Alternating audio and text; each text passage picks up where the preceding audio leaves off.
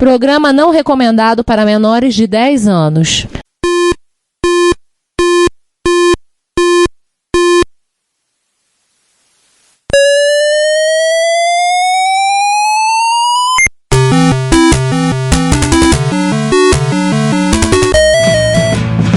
We bought it to help with your homework.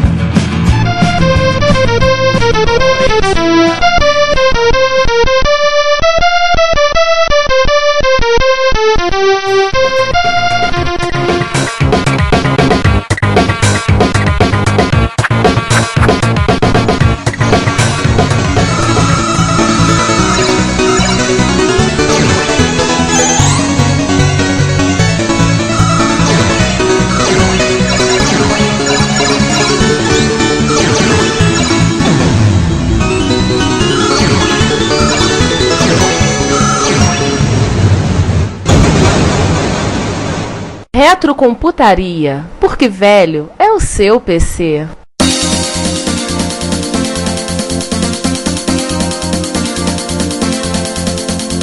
Bem-vindos a mais um episódio do Retrocomputaria. E, como dizemos, há 37 episódios, velho é o seu PC. Aliás, não só velho, mas como totalmente mainstream, totalmente prete a porter. Ou seja, seu PC não é só tiozão, ele é pop. Sim, ele é pop, ele é o bom e jovem dos computadores.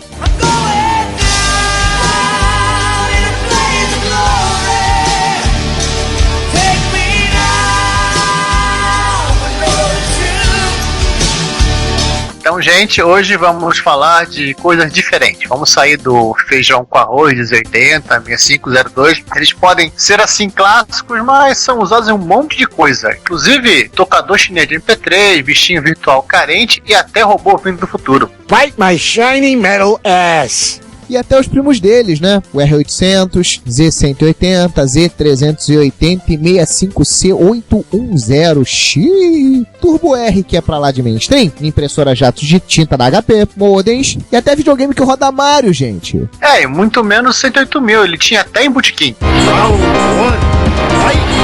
Ou o primo dele, o 6809, tudo carne de vaca. Isso aí, gente. Nosso episódio de hoje é alternativo. Viva a sociedade alternativa! Eu não topo Raul, vocês desculpem. Eu acredito quando você diz que ele é legal. Então, gente, bem-vindos a mais um episódio do Retrocomputaria, aqui falando com vocês. Na nossa mesa, a gente perdeu o lado do nosso polígono aqui, pentagonal. Eu, Giovanni Nunes e... Eu, Juan Carlos Castro. Eu, Sander Souza. Eu, Ricardo Pinheiro. Bom dia, boa tarde, boa noite. Eu, César Cardoso. E, claro, antes que alguém pergunte, o João, ele está boicotando a gravação do episódio porque nós simplesmente colocamos todas as piadinhas cretinas antes dele. Então ele ficou sem cota de piadinha cretina dessa vez.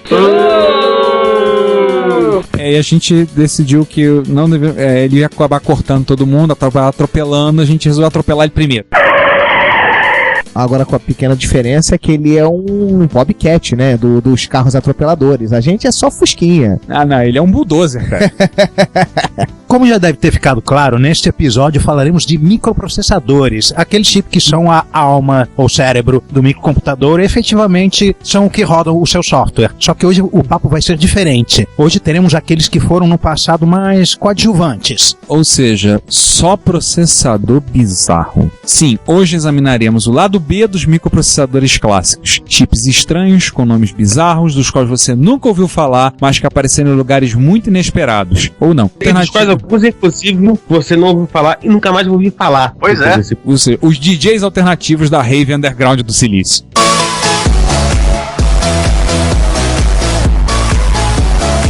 Exatamente. Portanto, peguem suas tigelas de fritopão, uma garrafa de mineirinho estupidamente gelada e curtam a audição. Pera aí uma coisa, não tem mineirinho, não? Porra, mineirinho seria uma boa pra hoje, hein? Aí caía muito bem. Cara, será que a gente consegue... mineirinho aí? Tô querendo um, hein? Será que a gente consegue comprar por aqui por perto? Eu posso tentar. Cara, é uma boa, cara. Mineirinho é bom demais. Grapete, cruz. Quem pede, repete. Grapete, quem pede, repete. Cara, grapete é old school alternativa, né? Mas enfim. Guaraná tá aí. Tem em São Paulo. Essa não tá mais, não. Não, Guaraná Guarataí é ruim mesmo. É diferente. Guarataí tem no interior de São Paulo, mas na Campus Party do ano retrasado, ano passado, eu encontrei cara com uma garrafa, eu fotografei a garrafa de 2 litros de Guarataí. É mantida desde épocas milenares. Não, ainda fabricam? Não, o cara tava tomando. Então, Deve ser envelhecido em barril de carvalho, alguma coisa assim. barril de plástico, né? Você quer É dizer? estoque particular do cara. Estoque particular, deve estar na adega dele de vinhos daqueles importados. Mas enfim, Exatamente. gente, Como este não é um podcast sobre refrigerantes, vamos a passar? Falando de coisas bizarras aqui, Ricardo vai começar com esse Panafacon MN1610 What the f*** diz. A gente pensa, de onde é que vem um nome desse? Onde é que tem uma ideia cretina de dar um nome absurdo desse pra um consórcio? E claro, assim, gente, tinha que vir do Japão. Ó. É um consórcio que incluía Fujitsu, Fuji e Matsushita. Pra quem não lembra, Matsushita era a holding da Panasonic. Então daí vem o Pana, né? Fala devido de Fujitsu e o Kon de Fuji, ou sabe-se lá do que, né? Os japoneses têm um problema sério com acrônimos, né? Eles adoram criar acrônimos bizarros. Processador de texto, Word Processor, qualquer lugar do mundo é chamado de quê? WP. Mas eles chamam escrevem, pronunciam como o Apuro. alguém tem que ensinar pra eles que esse negócio de sigla não é pra você pronunciar que nem palavra. Tem gente que fala MSX, tem gente que fala, literalmente, falava MSX. MSX. MSX eu já ouvi. Isso. Mas, gente, é o seguinte, a grande verdade é que temos que solicitar uma resolução da ONU proibindo que os japoneses criem acrônimo. É o jeito. Cara, se os japoneses pegassem o esforço que eles fazem pra criar acrônimo e colocassem programas de televisão bizarros, eu acho que seria melhor pro mundo, inclusive. A NHK, pelo menos, é aumentar a audiência. Voltando ao processador. Vamos parar de falar mal, vai.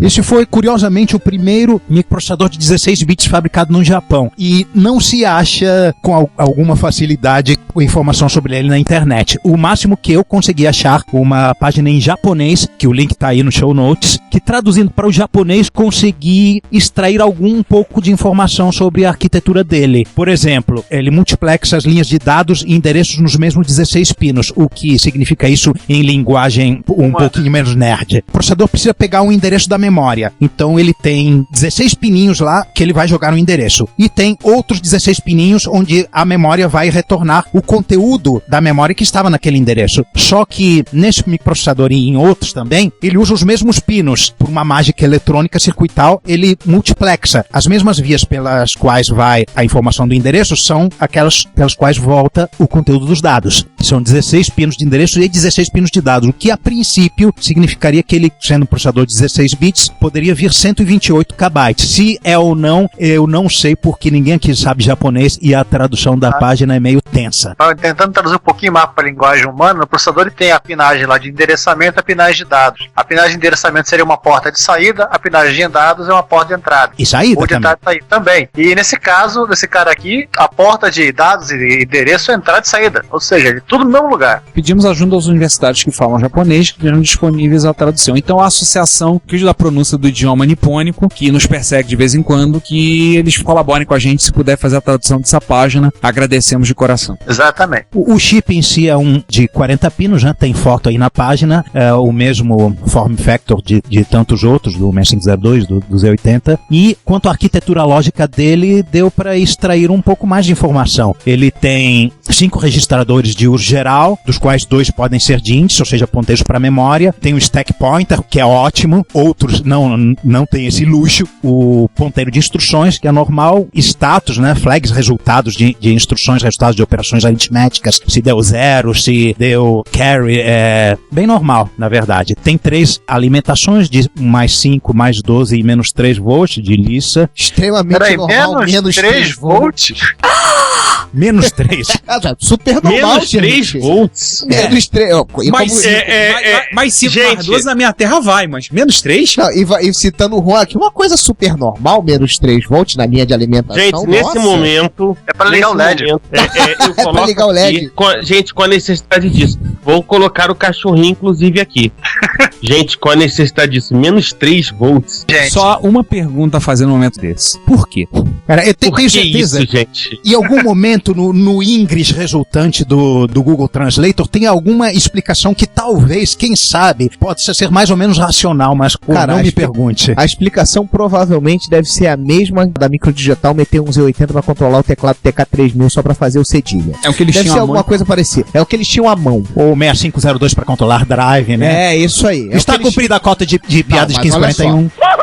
O 6502 tem lá no datasheet dele dizendo que ele tem portas de entrada e saída que ele poderia servir como um drive serial, poderia ser utilizado como controladora. O problema é que nego não conseguiu implementar esta porra. Aí deu aquela bosta lá do 1541, né, que a gente conhece. Gente, o resumo é o seguinte: os menos 3 volts pareceram uma ideia fantástica na época. Isso aí, que nem os 80 no teclado TK3000. Perfeito, é isso aí. A gente não É tem um isso aí. contexto. Tem certeza que tem uma explicação racional. Ou vagamente racional, já que estamos falando de japonês, mas tudo bem. Ou que não faz nenhum sentido, mas enfim. É japonês, então a gente tem que entender. É que o cara pega o mais 12 e joga o menos 3 e faz 9 volts, gente. Você tá entendendo, não? Meu Deus. Sei lá. Vamos lá, ele tem 3 entradas de interrupção, mascaráveis individualmente no status register. O que mais aí, ô Juan? Em termos de Alguém fez um computador com isso? Sim, alguém fez o computador com isso. A Fujitsu, um bichinho chamado TFC 3450, que é um computador tipo business, tipo um integradão meio assim com um cara de CP500, um caixotão com tudo, um monitor, 2 drives e tudo bem, deve ter sido um computador tão útil quanto qualquer outro, só que um bicho bem raro e incrivelmente tem uma listagem do eBay. Você acha um dele à venda, só que sem teclado. Um negócio esquisito desses, um micro sem teclado, vai ser difícil extrair algo de útil neles. Tanto que o cara foi listando e relistando várias vezes. No momento em que essa gravação está sendo feita, ele ainda está à venda. Se alguém for muito forte e quiser explorar e extrair alguma coisa de útil dele, sinta-se à vontade para comprar. Eu tô fora. Você só esqueceu de um detalhe em citar que ele ainda tá à venda no eBay. Você esqueceu de um detalhe superior a esse. O preço? Não, é que ele não preço tem tá caro. interpretador BASIC. Ele tem um compilador basic.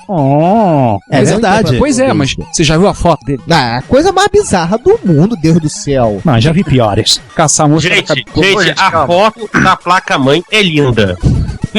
Eu vi. Tipo, Pera. eu já fico vendo essa foto. Eu imagino o pessoal da Gradiente todo se matando com faquinha de bolo mano, porque eles não conseguiram fazer uma plantação de 74LS bonita o suficiente. Desse gabarito. Peraí, cadê a foto da placa Nesse mãe? gabarito. Não tá na página do eBay, não, né? Tá no Old Computers. Old Comp... Ah, tá aqui. Peraí, Tá no outro computer. peraí, deixa eu ver. Definitivamente parabéns a Fujitsu pela plantação de 74LS. Ah, tá aí o teclado que não Ô, mano, existe, pela bonitinho. TFC. Quadradão, tudo quadradão, cheio de ângulos, cheio de linhas retas. Peraí, cadê a... Meu Deus! Que isso? A placa não acaba. Você É a tá dando placa escuro e a sem foto fim. da placa não acaba. Não, você não tá entendendo. Ele deve ter uma backplane e essas várias placas que se sobrepõem. Na verdade, não é Gente, uma tem placa, mais são uma! várias. Sim, são. Ele deve ter uma backplane, esse cara. E na verdade ele é bizarro porque ele é dividido. Ele tem uma unidade externa que tem os HDs, ele tem uma unidade integrada com o monitor que tem os drives. Eu já não sei mais onde é que fica a CPU. O que é a CPU aí? É algum dos 3 de 40 pinos, provavelmente um desses cerâmicos aí, um desses 3. É o branquinho aí. É qual? É o branquinho, é o branquinho. Não, o isolado legal é o dos- seguinte: soquete azul, gente. Vai ficar mais bizarro ainda. É, Ah, o sem processador de silício branco com soquete azul. Tipo, não tem como você errar, né, inclusive. Aqui, ó, é um dos que estão um do lado do outro. É MN1610A, é ele mesmo. O engraçado é que o Panafacon, ele não tem só o M1610. Ele tem o 1610, 1640, 1650. Deve ser chip de apoio. Com certeza. São o chip brother dele. Quem quiser enfrentar a tradução do Google ou souber japonês, que... Que nos ajude. É. Ou então, assim, não. Lembrar também que não foi só o. Qual é o nome? Bichão aí? O TFC 3450. Teve um outro computador que fez ele. Não necessariamente um computador, né? É uma coisa que obrigatoriamente tem que existir quando alguém fabrica um microprocessador, né? Que é um kit de desenvolvimento, uma placa de experimentação. Se você der uma olhada nesse outro link aqui, você vai ver que ela lembra bastante as placas de experimentação que existem para Z80, 8080, 6502, etc. Display de 7 segmentos, um tecladinho full-reca, ou seja, coisa para engenheiro desenvolver mesmo. Mas olha Aí só o que detalhe principal, o menos 74LS. É, muito menos 74LS. Tem os 2 chips de cerâmica irmanados lá, que nem outro lado. E olha só que coisa interessante, o tecladinho dele tem as instruções de assembler. Pra você botar os opcodes diretos. Em vez de você escrever, sei lá, 5F, você tem a teclinha com a instrução lá, move, end, or, load, push, pop. Pô, ele só tem isso de instrução, então? Não, tem 1, 2, 3, 4, 5, 7, 8, 5, tem umas 40, mais ou menos. Vai descendo na página do LKit 16. Ou seja, Juan, é programação assembly estilo basic do Sinclair, né? É, mais ou menos isso. Ou Nossa. seja, assembler já é ruim. Dessa forma assim, então... Mas é uma certa usabilidade que as outras placas de desenvolvimento não têm, né? Interessante isso. E aí, o kitzinho de desenvolvimento dele é bem bonitinho, é bem feito. Compra um. Não, grato. Já chega. Vamos falar de uma outra máquina bizarra agora. Agora E uma com o nome família, mais né? bizarro mesmo, né? Vamos falar do Capricórnio.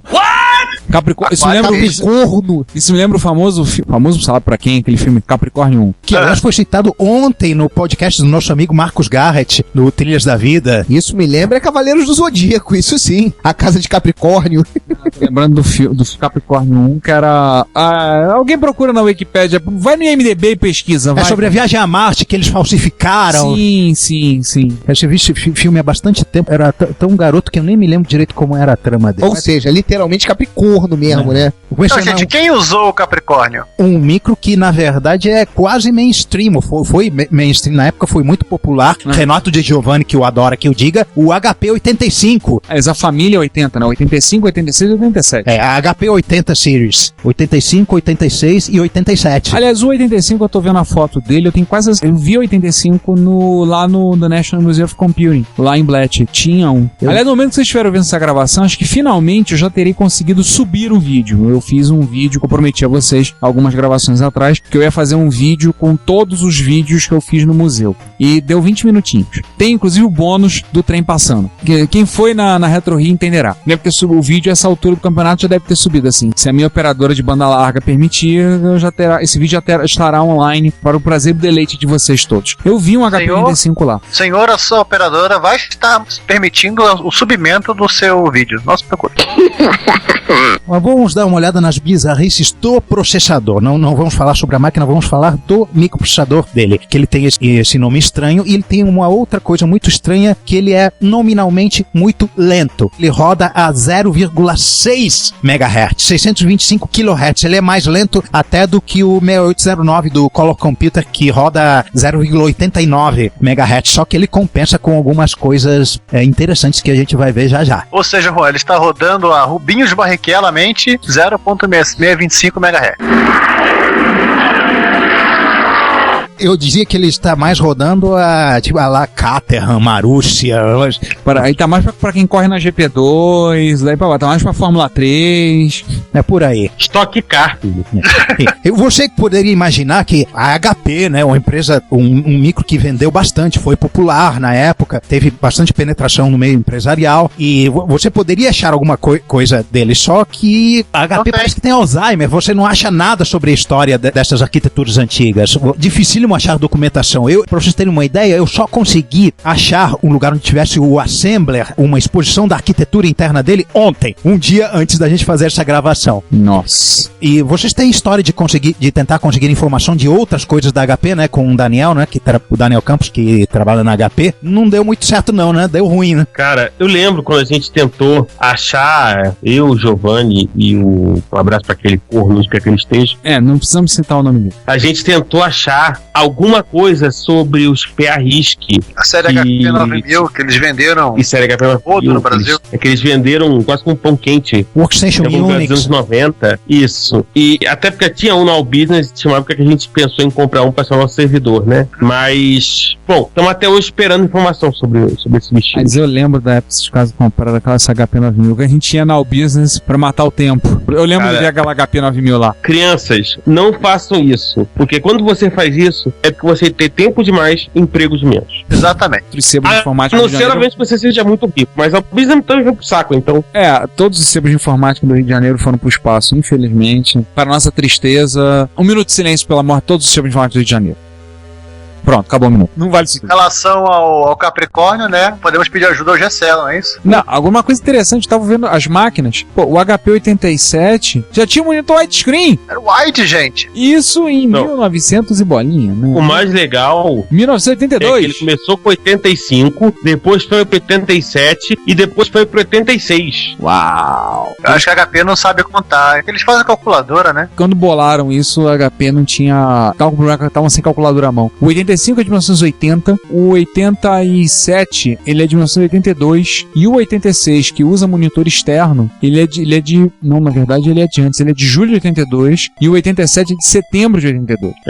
Não, porque o 86B sim. É de 83 e aí lançou o 87XM, também que é de 83 também. Também para usar monitor externo. Assim, também vale lembrar que os computadores assim foram projetados pela HP para ambiente corporativo, mas também eles eram muito focados na área de desenvolvimento. departamento, né? Área de pesquisa, área de laboratório, instrumental de laboratório. Acadêmica.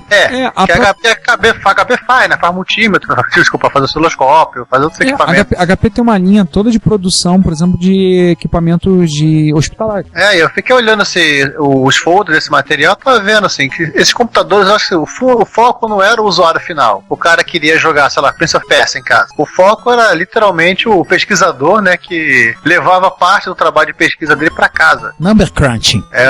Falar em number crunching, a arquitetura interna dele é totalmente feita para number crunching. Olha só, ele tem 64 registradores de 8 bits. 64, gente. Bomba pra que estuda nessa época. Você vai ver para quê. Ele reserva alguns deles para certos fins. Um deles é registrador de índice, outro deles é o ponteiro de instrução, né, o IP, o Instruction Pointer. Outro é o stack, né, o ponteiro de pilha. Tem 2 ponteiros que ficam flutuando, apontando para esses ponteiros de 5 bits, né, 5 bits para escolher um dos 64. Tem para algumas operações do assembler dele. E ele define uma coisa chamada fronteiras. Funciona mais ou menos assim. A primeira metade é dividida, ou seja, os primeiros 32 bytes são divididos em 16 registradores de 16 bits, basicamente usados para endereço de memória. Os segundos 32 bytes são divididos em 4 seções de 8 bytes, que são usadas para instruções de 64 bits, instruções inteiras de 64 bits, que ele faz de uma vez no conjunto interno de registrador deles, e ponto flutuante. Ele tem ponto flutuante interno. É o formato double, né, de 64.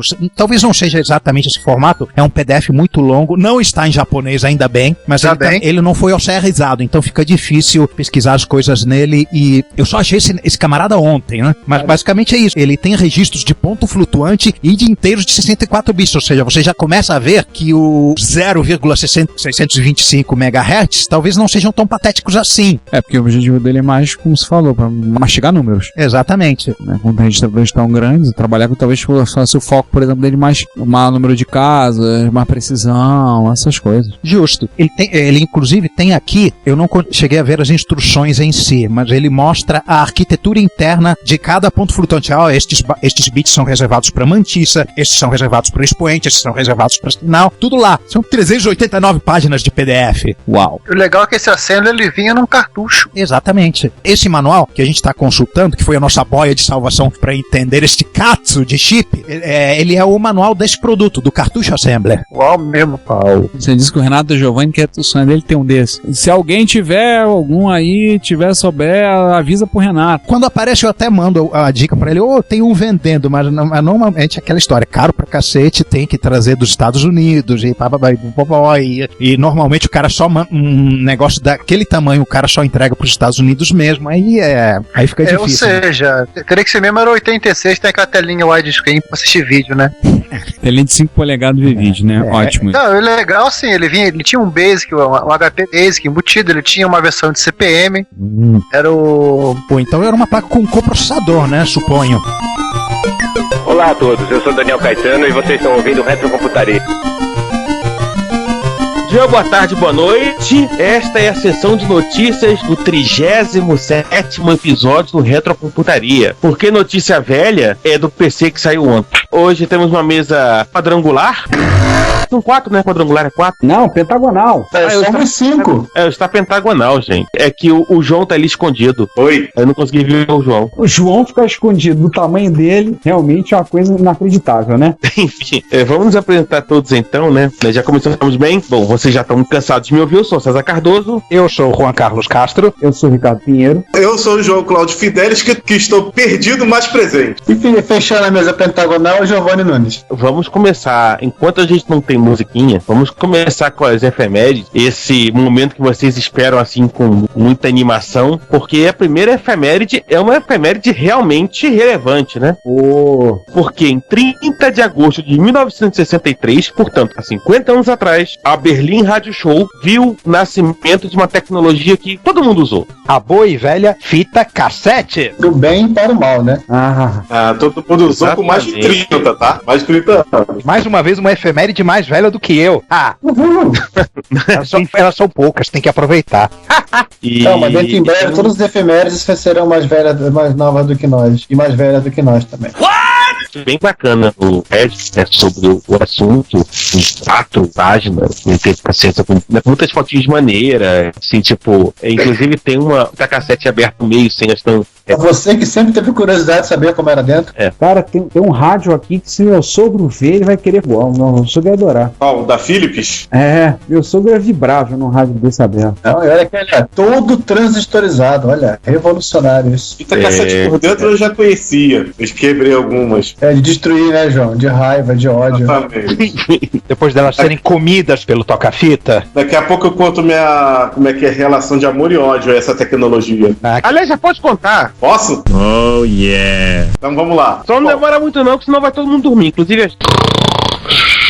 Parte do amor não é relacionada com a microinformática, porque é a parte que realmente dá saudade de você chegar e ver aqueles famosos programas. Hoje, 1 hora só de som, sem comercial, pra gravar. É você chegar, você gravava as músicas na fita cassete. Isso era uma coisa legal. Putz, gravar de rádio era tudo de bom. Só que não. Exatamente. Transamento. Quando existia e valia a pena escutar. Cara, daqui uns 20 anos, quando a molecada, alguém ouvir esse podcast, vai ter gente perguntando o que é rádio. Pensem nisso. Não, pior o pessoal perguntar, gente, o que é pendrive? Não é apenas ligar o seu computador no outro computador e copiar os arquivos? Pô, essa é a parte do ódio. O ódio é porque eu, garoto novo, comecei com a fita cassete como o principal meio de armazenamento, mesmo que meus primeiros micros, que foi o glorioso compatível do Coco CP400, e agora o Juan vai querer me bater. E depois que passei para o MSX, apesar dos dois terem cartuchos, eles eram muito caros. Então a gente tinha que se virar com fita cassete. E você e todos os usuários do Brasil. Exato. Exceto que tinha um pai rico. E sabe qual é o pior? A maioria dos usuários do mundo, que eu tenho visto de fita cassete à venda de jogos originais no exterior, incluindo o Japão, para MSX, não tá no gibi. Pois é. Lembrar que tiveram modelos de MSX que saíram com cassete embutido também, né? Da Sanyo e da Sony. Por acaso que eles fabricavam também gravadores. Da Sony é o Wave 10. O Wave 10. E o da Sony é o 50p, se eu não me engano. Que aparecia no episódio do Crossball, ou algo parecido. Isso. Tem outras linhas, a gente tá falando do MSX, mas o Amstrad e o Spectrum por default vinham com fita cassete embutida, a linha MZ da Sharp vinha com fita cassete embutida. Ô João, por moquiranice da Amstrad, né? Moquiranice. Avareza, né? Voltando aos clones nacionais, o D8000 também tinha cassete embutido, tinha modelos com cassete embutido e tinha outros modelos que em vez do cassete do lado direito, tinha teclado numérico e você tinha que usar um cassete externo. O D8000 era compatível com o TRS-80? TRS-80 modelo 1. Foi o primeiro micro no qual eu mexi. Posso até dizer que era do meu cunhado. Eu morava com os meus sobrinhos que tinham a mesma idade que eu. Meu cunhado e minha irmã eram funcionalmente meus tios e meus sobrinhos eram funcionalmente meus primos. Então, o micro era das crianças, incluindo eu. Quer dizer, criança de 17 anos, mas tudo bem. Incluindo você no pacote. E aliás, o micro era funcionalmente seu. Era funcionalmente meu, tanto quanto dos meus sobrinhos funcionalmente primos. Alô, Luiz, alô, André. Tô começando a ficar confuso, Juan. Enfim. Entenda, era o micro da criançada. Só pra fechar esse assunto aí, eu não sei a quantas anda, mas quem quiser pesquisar e contar pra gente, o Jason Scott, o sujeito que fica lá escondido no achave.org, quando ele não tá recuperando disquete com código-fonte no Prince of Persia, ele tá fazendo um documentário. Ele tem um documentário sobre BBS, né? BBS tem um documentário. O Get Lamp sobre Adventures. Ele tava fazendo uma vaquinha esses dias, tempos atrás, pra fazer literalmente um documentário sobre a fita cassete. Olha aí. Em homenagem ao João. A gente chegou a falar no Retrocomputaria, se eu não me engano, no final do ano passado, no Plus. Sim, e lá no início, acho que o primeiro dossiê MSX, eu falei das minhas desaventuras com a fita cassete. Então ouçam lá todo o meu ódio pela fita cassete. Toda a parte do ódio. Né? Por outro lado, eu sei que o João não vai entrar quando a onda do retro vintage, etc e tal, que ressuscitou o vinil, ressuscitar a fita cassete. Então que o João não vai entrar nessa. Não. Eu tô esperando isso, na verdade. Né? Ele vai fazer aquilo que ele fazia na época de bater no gravador cassete dizendo não é a mamãe, não é a mamãe, não é a mamãe. Porque assim, ficar ajustando azimuth, Deus me livre. Coisa maravilhosa, só que não, né? Isso eu não sinto saudade, definitivamente coisa que eu não sinto saudade no cassete, ajustar azimuth. Mesmo tendo o gravador da Gradiente, que era um gravador literalmente emburrecido pra trabalhar com computador. Então tinha um bando de coisa lá. Até hoje eu tenho o da Gradiente e o da Sharp, além daquela coisa que parasita o Amstrad CPC. Meu Deus. Ricardo, agora quando o César falar de azimuth, você pode inserir um trecho do Linha do Equador com a banda Azimuth. Eu vou pro ar, no azul mais lindo, eu vou morar. Cara, brinca não que tem um restaurante aqui perto de casa chamado Azimuth. Levar o João lá. Gente, o papo já começou a caminhar. Nossa. Vamos continuar falando de música? Vamos lá. Ainda música, ainda feminino, né? A gente já falou, mas a gente fala mesmo assim, vamos continuar falando. 30 anos do formato MIDI, padrão MIDI. Olha aí o Márcio. Aí, Márcio Lima. Abraço pro Márcio, que aliás, recentemente esteve falando comigo e tem coisas sobre o MIDI que eu vou falar, mas segue primeiro o barco pra depois eu dar um comentáriozinho. E aí a gente volta de novo para mais um link do Raster. Nós já falamos da primeira parte desse link, nós falamos da segunda, em que tem, de novo, são 6 páginas, então é mais coisa ainda. E tem algum lugar, tem um Yamaha. Página 2. Página 2, tem um Yamaha. Nem espera muito. Exatamente, é um MSX1, é o YS 503, já com módulo, tudo, cartucho. E uma TV da Sanyo. É da Sanyo essa TV? Eu tô dando Sanyo. É da Sanyo. A TV. Há pouco tempo eu vi um teclado desse à venda. Baratinho, tecladinho desse aí. Esse aqui é o teclado do Camiliano e o Werner fizeram permuta no encontro de Ribeirão, não é? Sim, mas eu vi um agora à venda no eBay, há pouco tempo. Porque eu também tenho, vocês sabem, da coleção, o Alamiar, no caso, ele é um Yamaha. Ele tá com módulo. No módulo tem um conector pra botar o teclado. E você também vai comprar um teclado desse pra tocar música do Ivan Lins em casamentos e churrascos da família? Não sei tocar. Bem que gostaria, né? Como é que eu vou comprar se eu não sei tocar? Meu pai tentou fazer quando eu era garoto, que eu aprendi a tocar teclado, tudo que era maneiro. Acabou que meu irmão foi tocar teclado, aprendeu a tocar teclado, foi tocar violão, aí vendeu teclado. Frustrações duplas do meu pai.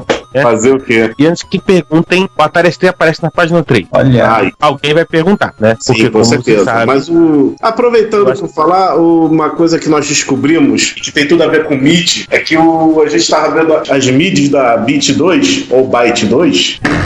Byte 2, melhor dizer. Seria Beat 2. Beat 2. Não é Bib 52, não. Pausa pra tocar para Private Idaho, né?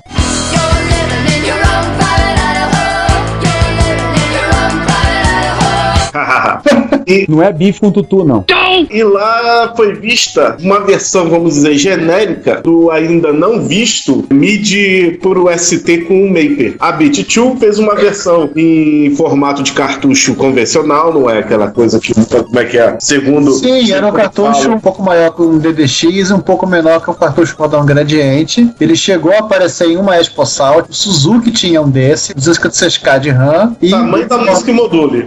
Não, menor que a música module. Não era tão grande assim. Menor. É micro-MIDI, inclusive, o nome do cartucho. E esses 256 são 256 de Maper. Se você encaixar este cartucho, ele faz igual aquele adaptador lendário do ST para transformar em GT. A diferença é que esse não tem o slot. Ele mata o slot do ST. Não fica com o slot livre. Sim. Tanto ele quanto o adaptador tem uma coincidência, né? São duas moscas da cabeça branca de penteado Rastafari. Aí que tá. O Impiedoso achou um. Olha, que legal. Qual deles? O Beat 2, né? Da Beat 2. Eu acho que esse é o do kit. Da Panasonic, o dia que o André arranjar, ele vai ser elevado a categorias Masters do Masters. Gente, eu só acredito nesse tal kit de upgrade da Panasonic vendo, tá? Porque eu não creio que ele exista. Isso não existe. Eu só acredito pegando ele emprestado e espetando no meu TR pra ver. Faz sentido ele matar um slot inteiro sem direito à expansão, porque tem que ter também um cartucho de fonte pra rodar o MS View. Pois é, e segundo também o Márcio, ele tem o marrom manual de Basic 4.1 com os comandos MIDI em Basic. Mas você sabe como é que é o Márcio, né? É complicado. Ai, caramba! Mas segundo o próprio Márcio, quem tem...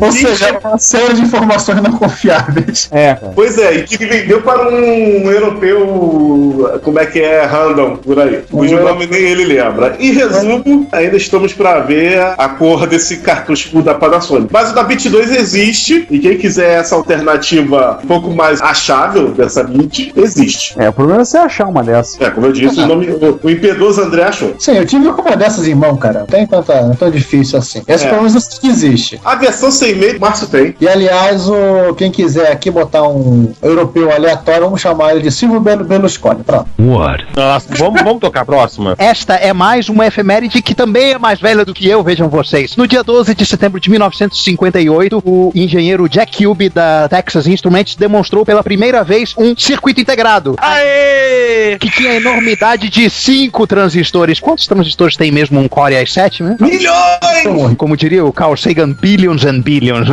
Cara, o nome desse engenheiro parece o nome do Jack Kirby escrito errado. Exatamente. É o Cebolinha, se for fã de comics, é como ele fala Jack Kirby. E vai esclarecer nossos leitores mais novos. Precisa explicar que é Jack Kirby? Darkseid, vai ouvir o Comic Pod, pronto. Ou qualquer outro podcast sobre quadrinhos, vai ter algum episódio só falando do Jack Kirby. Pronto, acabou. Mas como este não é um podcast sobre quadrinhos, ainda não. Este Jack Kirby não é o Jack Kirby falado pelo Cebolinha. Ele ganhou o Prêmio Nobel de Física no ano 2000, com algum atraso, né? Pela sua participação na invenção do circuito integrado. Porra, Nobel, quase 60 anos pra dar o 40. título pra ele, cara. Brincadeira. Não, Ô, João, é que o Nobel tá morto, a gente tem que mandar psicografar o recado, pegar de volta. Esse delay é padrão pra prêmios Nobel. A piores. O Transistor, por exemplo, levou quase 10 anos pra ser premiado. Nossa, quase instantâneo. Esse pessoal lá do Prêmio Nobel, eles não curtem muita novidade. Sabe como é que é, né? Eu acredito que isso aqui simplesmente mudou nosso jeito de ser. O circuito integrado? Integrado, com certeza. Isso aqui mudou a microeletrônica. Ele foi patenteado no dia 6 de fevereiro de 1959, alguns meses depois dessa primeira demonstração pública, e ele foi descrito na patente como um corpo de material semicondutor no qual todos os componentes do circuito eletrônico estão completamente integrados. Então, não está mentindo. Nota de rodapé, viu? Eu pensei primeiro que você, otário. E falando em mudanças de paradigma, né? Mudanças de mundo, vamos falar de outra coisa que mudou o mundo também? Vamos. Agora vocês podem chamar as outras efemérides, que só tem coisa mais nova do que eu, agora só sobrou... mais velha do que eu. Só sobrou coisa de pirralho agora, podem prosseguir. Cara, essa efeméride aqui é histórica. Isso rendeu até episódio do Caçadores de Mito. Isso até vai render um filme do Angry Videogame Nerd. 30 anos do enterro dos cartuchos de EP. De Atari 2600. Detalhe, não foi enterro simbólico igual o Bentley do Chiquinho Scar. Não. O enterro mesmo. Cavaram um buraco. Pra quem não... Enfim, tem um episódio dos Mike Busters, vocês vão cair em algum lugar que vão ver, vocês vão achar. Acho que assim, esse é o episódio mais emblemático do Crash Videogame, o enterro dos cartuchos. Com certeza. Eu acho que é o episódio emblemático, na verdade. É a queda de Constantinopla do Crash dos videogames. Ou invasão da Normandia. Revolução Francesa, esses marcos de uma era pra outra. Isso. Também conhecido como o dia que o Tremiel, que ainda estava na Commodore, abriu a mão e pagou uma pinga pra cada um. Nós estamos todos bêbados de cair. E todos que não estiverem bêbados tenham fora daqui. Bom, se ele pagou uma pinga, eu não sei. Mas eu sei que em janeiro de 84, quem perdeu o emprego foi ele. Num dos episódios mais mal explicados da história da computação, e que, como tá todo mundo morto, não vamos saber nunca do que aconteceu entre Jack Ramiel e Irving Gould. Já tem só pra quem soar, o enterro foi dos cartuchos foi no estado do Novo México, nos Estados Unidos. Meio do deserto. Como diria o Homer Simpson, nossa, tem um Novo México.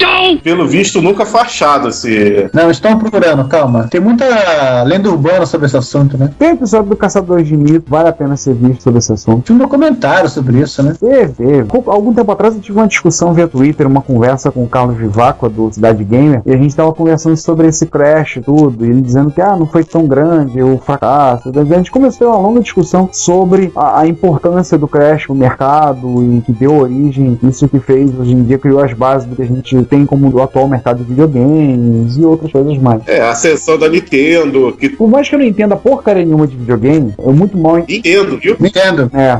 Oh my god. Eu tava esperando que ele fizesse essa piada cretina, né? Depois dessa eu não falo mais nada, cara. Depois eu só vi a pera cretina vindo girando no horizonte, cara. Eu devia ter chutado ela de lado. Não, prossiga. Brace yourself, piada cretina is coming. Prossiga. Vamos ao próximo. Agora uma efeméride mais velha do que eu, inclusive. Giovanni, vai chamar um parafuso pra você virar prego, vai. Ô, Juan, fala você aí.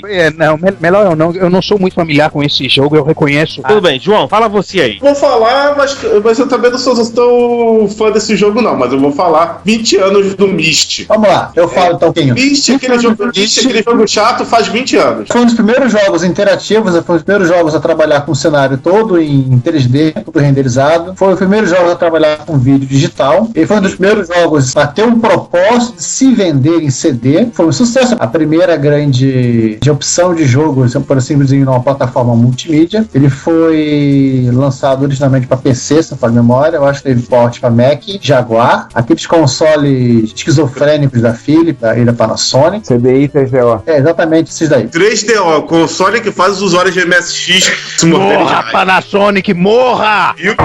Bater 3 vezes na madeira, acabei de fazer. O 3DO tá amarrado na boca do sapo. Não se preocupe, a praga deu certo. O 3DO só tem menos de 2 anos e meio de vida. E eu acho que o CD32 também tem uma versão de Myst. Teve. Outra coisa. Myst teve pra Everybody.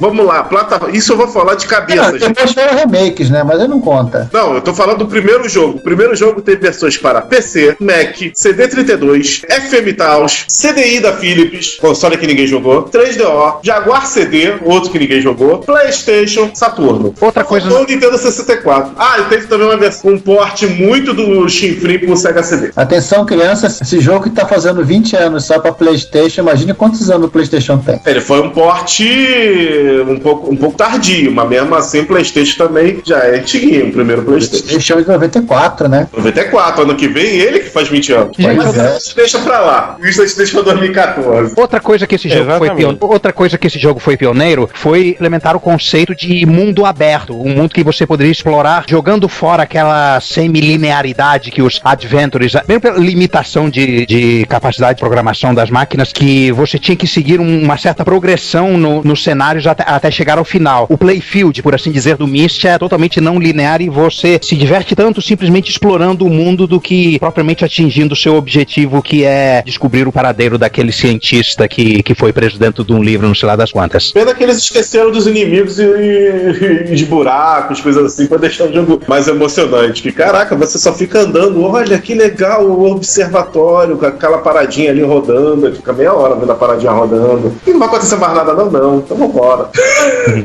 É um passeio relaxante. Com certeza. Vale lembrar que esse jogo foi desenvolvido no meio daquela coisa da tal da realidade virtual, né? Sim. Que deu o mundo Second Life, que é outro saco também. Sim, mas essas pessoas se amarram por causa que você fica vestindo boneco. Nossa! Eu comprei a ira dos fãs de Second Life. Se é que existem, né? Ainda existem fãs de Second Life? Qual pergunta? Cara, deve existir. Por falar em comprar ira, a próxima efeméride, bom, talvez ela não seja mais polêmica do que Mamilos, mas se não for, chega perto. Que são os 30 anos do Projeto GNU. O Projeto GNU.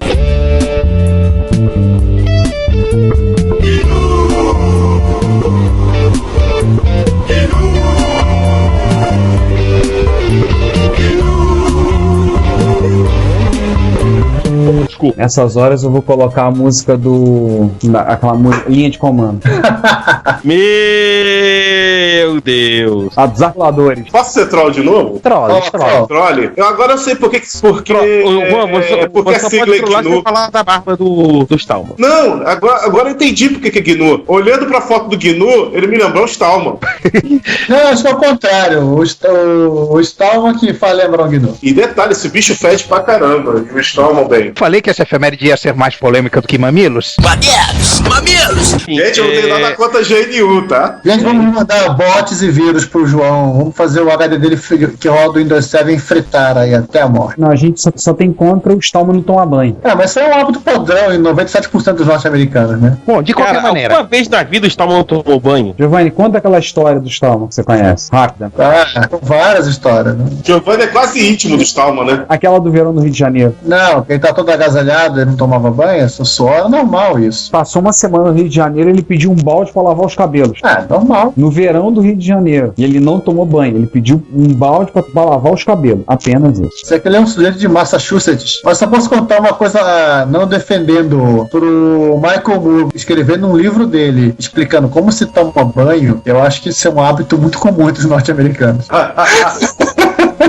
Gente, só alegria. Eu digo isso. É bom, a gente fala do Project New, a gente fala do hippie velho que não toma banho, né? O Project GNU, assim, ele surge 30 anos atrás para desenvolver um sistema operacional clone do Unix, que na época o Unix da TIT comercial, né? Estava no meio da época das Unix War, das guerras que duraram quase 15 anos na justiça sobre quem tinha direito sobre o código-fonte do Unix. E no dia 27 de setembro de 1983 é o que marca o início do desenvolvimento do Project GNU através de uma mensagem online, mais ou menos a mesma coisa que aconteceu com o kernel do Linux, onde o Stallman anunciou que ia ser desenvolvido um sistema operacional completo clonando o Unix com a sigla GNU, sigla de GNU is not Unix, uma sigla recursiva. No final das contas, acabou que o projeto GNU realmente clonou tudo do sistema operacional, menos o kernel. O kernel demorou. Ficou empacado com o herd e entrou o Linux para cobrir o buraco, por isso GNU Linux. Mas a gente não chama de GNU Linux, chama só de Linux, só para deixar o Stallman irritado.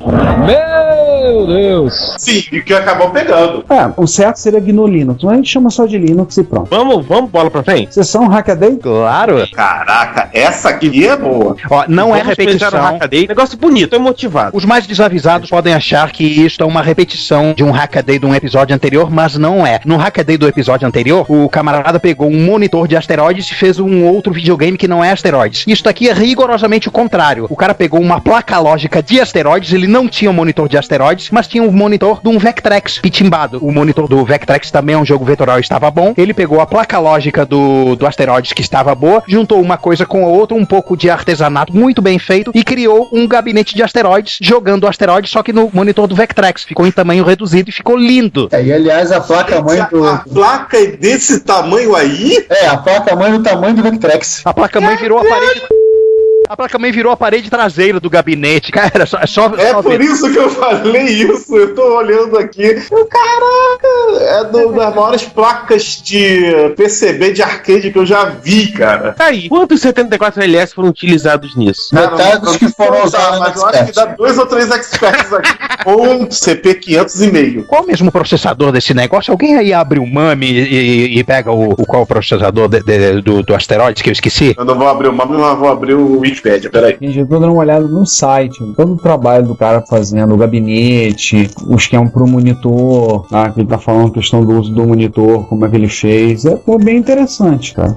Uau, tem uma derivada aqui. BL pro BT, U sobre L. Uau, o cara tem uma derivada. Voltagem, indutância. Ele teve que fazer uns malabarismos por causa de timing diferente do monitor do Vectrex em relação ao monitor do asteroides. Ô, Juan, o asteroide roda com 6502. Igual o Bender e o Terminator.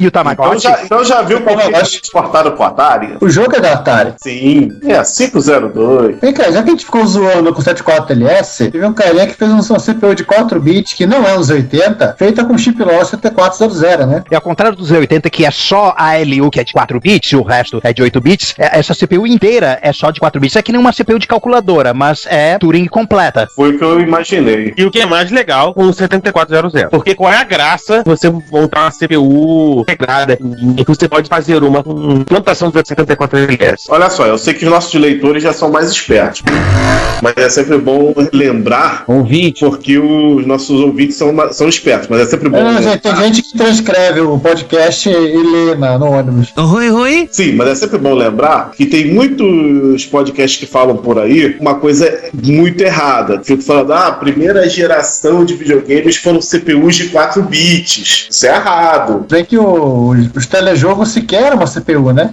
Dá nem pra contar bit. E assim, é analógico, né? 20 tem. Não, era... Caramba, até explicou no Atari Incorporated Business Fund, mas não era... Era analógico, sim, que você literalmente desenhava o jogo. Exato. E a segunda geração, que também atribuem a 4 bits, que é a geração do Atari e Odyssey, já são CPUs de 8. O Atari é 6507, que é a versão capada do 6502, mas não deixa de ser 8 bits. Não, mas quem fala que é 4 bits é meio bem louca, hein? Eu sei, tem vários sites sobre videogames, o pessoal faz esse erro até hoje. É um erro recorrente lá das revistas da década de 80. É que o pessoal pega o primeiro o primeiro microprocessador da Intel, o 4004, e presume que ele deve ter sido usado nos primeiros videogames. Sei lá, imagina. Exato. Quem usava CPU de 4 bits, tipicamente eram calculadoras, e cada dígito realmente só precisava de 4 bits. Sinal de trânsito e coisas do gênero. Vocês veem o quão é simples uma CPU de 4 bits. Olha, eu não sei quanto a vocês, mas eu tô impressionado e vendo o vídeo, enquanto vocês estão discutindo isso aí, sobre o próximo item relacionado ao Hackaday, o Game of Life. Ei? Cara, sensacional. O cara usou 8 placas de matrizes de LED, cada uma com 32x16 LEDs bicolores, e um controlador de display. O cara fez jogos, fez uma plaquinha de controle, e ele roda os jogos, e os jogos se movem, no caso, você não tem uma tela, você tem esses painéis de LEDs, e o jogo é desenhado sobre esses painéis de LED. 64 por 64, né? Existem micros domésticos que estão por aí mesmo. O cara tem todas as especificações, os caras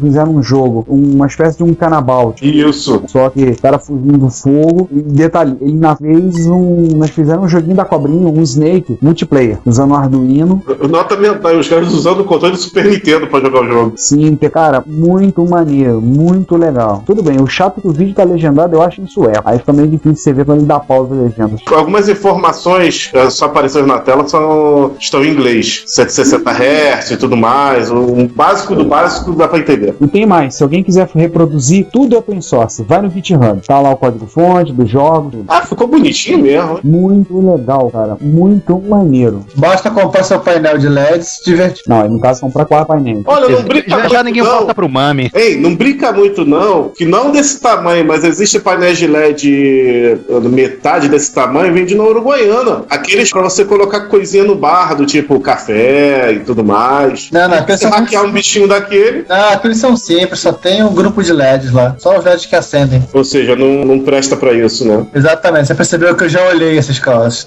E interessante, no final do vídeo, passando todos desenvolveram Game of Light, aí me passa um fantasminha do Pac-Man. Muito legal. Porra, queria um desses. O legal da demonstração, botou o painel sobre uma mesa e 4 jeitos em torno jogando Snake. E multiplayer o cacete. Ricardo, o negócio é aquele pegar aquele painel de luz que tinha naquele prédio lá na Praia do Flamengo. Aí, gente, é só arrumar da Mesbla, né? É só arrumar mais 9 painéis desse pra tela da MS1. Sim. E fechando a sessão Hackaday, ainda... Agora sim, fala de coisa miniaturizada e tal, e a pessoa vai e resolve fazer um controle funcional do Nintendinho. Dito. Pronto, pra usar um termo que, enfim. Meu Deus. Aí, queria ver fazer isso com controle de Atari. Fica aí o desafio. O Sander ia ter um ataque apoplético com isso. Não, tem que fazer isso com controle de Xbox. Não, eu quero ver o cara fazer o Konami Code no Nintendinho. Vai precisar de 2 pessoas. Vai precisar de uma equipe que nem trocar o pneu do Fórmula 1. Então, exatamente. A gente volta àqueles tempos do arcade que o moleque pedia pra ficar na fumaça do Rally X. Terceirização. Sim, o pessoal da época fazia isso. Deixa eu ficar na fumaça. Porra! Tu acha que eu não consigo controlar o controle com a esquerda? Não, o mais legal é aquele molequinho que você botava a ficha, aí você queria ver a apresentação do jogo e falava, precisa não, pai. Aí todos olhavam o garoto querendo matá-lo e pensando, não dá pra matar ele aqui agora, tem muito testemunho. Geralmente esses moleques faziam isso, tomavam um pescotapa até sair do fliperama. E antes que fale, não, eu não bati em crianças, porque eu era criança. Você bateu em iguais, tá bom. Exatamente. Voltando ao controle de Nintendo, isso foi feito... E não era bullying. Ele pegou um controle de Nintendo original e fez a mecânica expandida em cima desse controle original. Ou seja, ele tem a pinagem do controle pro Nintendo. Vocês viram o tamanho? É uma mesinha de centro. 1,20 m. Dá pra comer em cima dela. Não, porque você vai acabar disparando alguma tecla. Ah, depende. Se você comer ali na parte do Nintendo... Aí você põe no debutton, põe no centro. Como é que é? Bota o copo aí aonde do start. Meu Deus. Só melhora. Vamos passar pra frente. Vamos seguir a próxima sessão? E antes que a gente termine esse Hackaday, eu só falo. Vamos agora fazer uma versão de joystick para MSX, para MSX desse tamanho. Isso para jogar jogar naquele telão. Isso! Não! Ninguém falou isso. Eu não vi isso. Não, gente, tem que fazer uma versão nesse tamanho aí do joystick do Xbox 360. Aí você realmente precisa ter 1 milhão de amigos pra jogar alguma coisa. Gente, parou. 200 botões, né? Assim encerramos o Hackaday? Agora chegou aquele momento que os nossos amigos, chegados, e etc e tal, gostam. Os manos. Aquele momento que dá aquela fortalecida nos farsa, né? Primeiro, vamos começar com o nosso amigo Popolon Y2K, que continua falando de... Ele continua evocando o Steve Ballmer, né? Developers. Ele continua evocando o espírito do Steve Ballmer. Mas o Ballmer não morreu. Exatamente. O espírito ainda encarnado do Steve Ballmer. Ele encarnou esse espírito do qual nós fizemos um post pra dizer que nós gostamos dele. Se você não gosta, você não tem senso de humor. Você não tem envergadura moral pra falar isso. E nem desenvolvedor político. Sugestão. Eu confesso que eu tenho medo do Steve Ballmer. Aliás, só pro nosso amigo ouvinte lá, enquanto a gente tá falando isso, sempre que tá acabando. Então, a gente tá velho que a gente lembra dessas piadas, né? Pois é. Quando vocês ouvirem, só foi homenagem pra aquele... Aí já tá aquele rádio tudo enfim, né? Isso é homenagem pro bom velhinho que acabou de se aposentar, né? E aí ele é o espírito de Steve Ballmer e sai falando sobre a segunda parte do Steam Network. Ele tá trabalhando junto com o Luiz Lu na primeira parte, vocês lembram? Começou falando da parte de hardware dessa placa e agora ele fala do software. Começa falando um pouquinho de hardware, etc e tal, mas ele vai realmente pra dentro do software e aí... Ele invade o software e começa a chafurdar no código e explicar como se implementa a camada de RPP, por que tem que ser separado e por aí vai. Listagem Pascal. Sim. Que only Pascal Make It Possible. Qual Pascal que ele usou mesmo? No 3.0. Turbo Pascal para MSX? Turbo Pascal 3.0. Olha, eu tô vendo aqui, eu tô impressionado. O nível de detalhes que o Popolon tá descrevendo. A intenção dele é fazer aquela conversão, conseguir pegar a UNAPI que tem para Obsonet, conseguir rodar nessa placa. Se você conseguir fazer que a API de um rode na outra, então os aplicativos vão funcionar. E essa é a intenção. Compatibilidade. Sim, porque aí você não vai ter que reescrever aplicativo, programa nenhum. Você vai usar o mesmo programa, vai usar a mesma API que o Nestor Soriano desenvolveu para Obsonet, vai usar essa API para essa placa, a placa do Luiz Luca. Esse é um dos trabalhos que o Popolon está envolvido. Além de, é claro, desenvolver ferramentas em Pascal para inclusive com código fonte liberado, uma coisa que você conseguir fazer, estabelecer as comunicações lá entre os aplicativos. Entre os computadores. A intenção dele é fazer com que com isso você consiga ter, além do código fonte estar liberado, se quem quiser poder desenvolver, e isso é a chamada do post, né? Develop. A intenção é estimular o pessoal a desenvolver e ele está disponibilizando isso aqui, as ferramentas que ele está desenvolvendo para poder estabelecer a comunicação entre os micros, entre MSX e PC, ou MSX e MSX, usando uma estrutura de uma rede de protocolo TCP/IP. Sim, ele dá até os fontes. Faltava eu hospedar no GitHub e fazer um Git pro MSX, né? Aí se chegar a fazer um Git clone, descer tudo e compilar direto no MSX. Isso seria legal. Quem sabe não é essa a intenção pro futuro. É a versão 2.0. Fica aí o desafio, mas quando algum programador corajoso o suficiente pensa se aceita ou não o desafio, vamos falar da Casa dos Nerds? Sim, onde o Mauro aqui, né, ele simplesmente ele apresenta ao mundo o seu lado mulher de malandro. Ele retorna aos computadores que ele vende. Pois é, o Mauro ele vende, depois sente saudade, depois ele volta. Eu não posso falar de ninguém que faz isso porque, Ricardo, você recebeu um tracking do Moambeito recentemente, não foi? Não, até agora nada. Eu cadastrei você. Tá vindo aquele Canon V8 que tem destino certo e tá vindo também um FM7 e um PC8001 que fiquei com dó de ter vendido e comprei outro. Ai, Mas não assumindo o lado mulher de malandro. O malandro tem muitas mulheres, né? Pois é. Falando isso, por onde anda o Canon V8? No meio do mar? Sim, no meio do mar. Ele é no início do mar, na verdade. Teve um problema aí que eles perderam o registro lá interno. Parece que um outro Juan fez um pedido, e aí eles iam enviar pra ele, não enviaram, ele ficou num estado maluco no sistema, e quando fui ver, cadê meus micros? Aí me correspondi com o cara por e-mail, ele, não, os micros estão seguros, estão aqui, vamos fazer o shipping pra você, tá, fizeram. Vem o tracking, eu incluí você no Moambeito, tá? Vê aí seus e-mails, qualquer coisa eu mando pra você de novo. Então, não recebi nenhum e-mail, não vi nada. Eu te inseri como e-mail adicional naquele pacote no Mombator, teoricamente era pra ter recebido. Bom, qualquer coisa eu... Vamos ver depois. Daqui a pouco talvez tenha alguma coisa. Mas eu pensei que tinha sido eu pensei que tinha acontecido algum problema com o Godzilla. Não, não teve Kaiju envolvido, não. Voltando ao MZ-800. Voltando ao MZ-800, o nosso mulher de malandro Mauro Xavier resolveu resgatar o seu Sharp MZ-800. A história do resgate ele narra nesse post aí, não vem ao caso citar. E resolveu voltar e tentar ver o que ele consegue fazer de legal com esse sujeito. E já que ele estava muito entediado com a parte de ter que carregar tudo de fita cassete, ou seja, ele não é assim tão afeito a fita cassete quanto o João, ele resolveu pesquisar e resolveu montar a própria interface IDE, no caso aquela interface IDE simplificada do Peraputnik, se não falha a memória, que rola nas melhores listas de discussão do leste europeu, pro MZ-800. E aí, com direito a um miojo. Nossa, esse aqui tá um macarrão. Ele usou a carcaça, só a placa de uma controladora de drive pra Apple. Só como um container mesmo. Ele canibalizou no melhor sentido verme cerebral, né?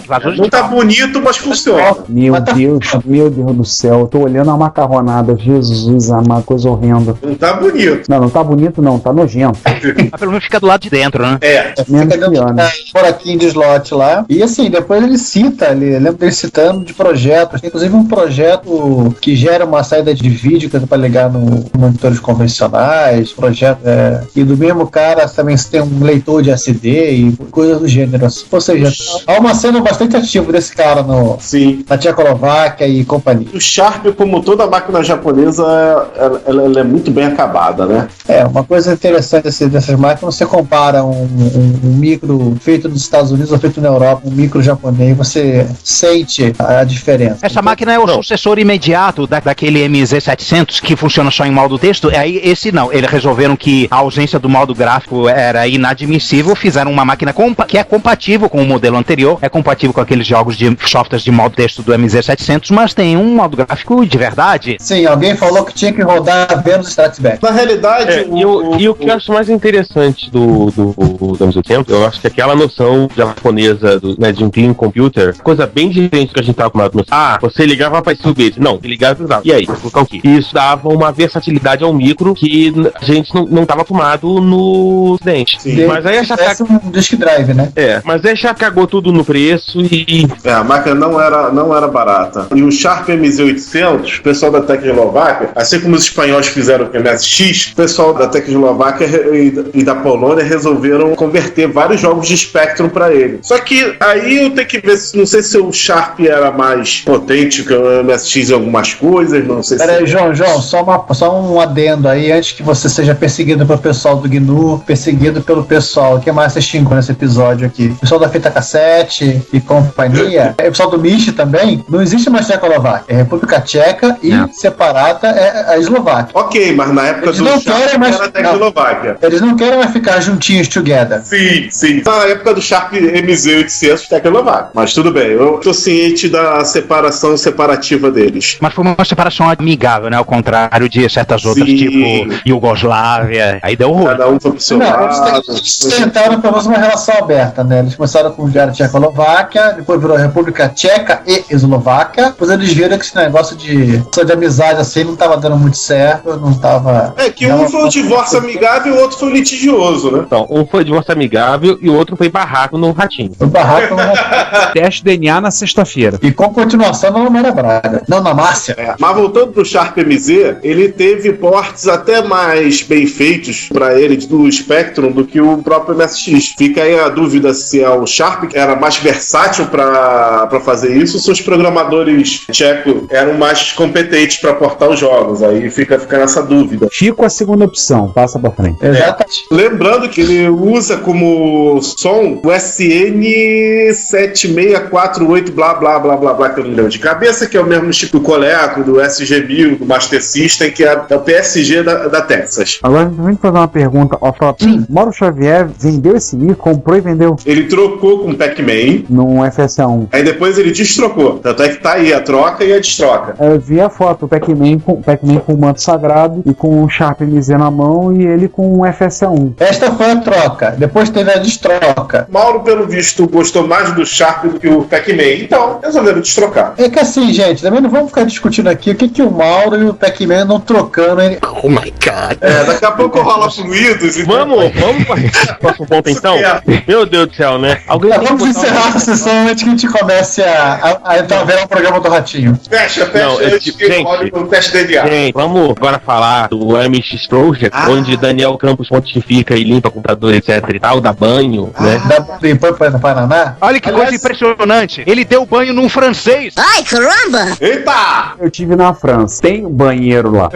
Existe o banheiro pode ser usado. Eu tomei banho todos os dias que eu estive na França. Você. As pessoas acham estranho quando você toma banho todos os dias. Exatamente. Pensa que você tem problema de pele. Viu? Mas, ô Juan, você chegou a ver esse francês ao vivo? Não, ainda não. Ele tá aqui pertinho, tá umas 4 quadras de distância, mas eu não fui ver.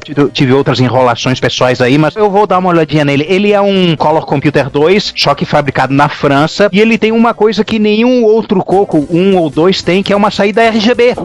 Que deve ser legal pra copiar esse circuito, hein?